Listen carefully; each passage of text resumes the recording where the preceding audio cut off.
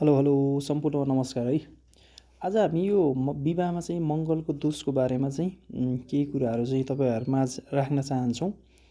यो हाम्रो चाहिँ ज्योतिषशास्त्रमा विशेष गरेर लग्नमा, चौथो घरमा, सप्तममा, अष्टममा र 12औँ घरमा गएर मङ्गल बस्दियो भने चाहिँ मङ्गल दोष लाग्छ होइन। विवाहमा चाहिँ अलिक खटपट हुन्छ या यो कुण्डली चाहिँ बलियो छ है भन्नेको कुराहरू सुन्न सक्छौँ।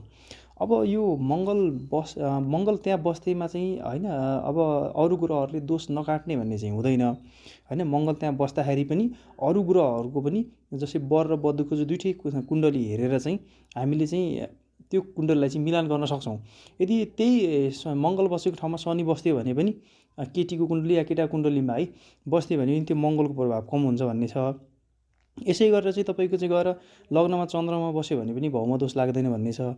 यसै गरेर हाम्रो चाहिँ विशेष गरेर पहिलो घर, चौथो घर, सातौँ घर, आठौँ घर र 12औँ घरमा चाहिँ पाप ग्रहहरूको चाहिँ होइन एउटा चाहिँ प्रभाव बढी भयो भने पनि मङ्गलको दोष लाग्दैन भनेको छ है।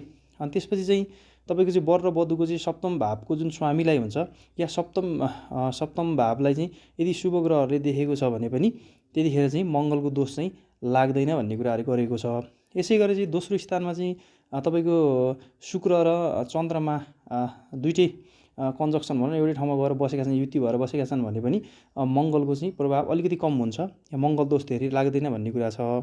यसै गरेर तपाईँको चाहिँ मङ्गल बसेको स्थानलाई बृहस्पतिको दृष्टि या केन्द्रमा गएर चन्द्रमा या गएर तपाईँको चाहिँ राहु र मङ्गलको योग भएमा पनि मङ्गलको दोष चाहिँ लाग्दैन भन्ने कुराहरू भनेको छ शास्त्रले। त्यही भएर तपाईँहरू चाहिँ अब त्यो मङ्गल बस्यो भन्दैमा चाहिँ मङ्गलले चाहिँ बिगारिहाल्छ होइन, अब तनाव भइहाल्यो भनेर चाहिँ नमान्नु होला।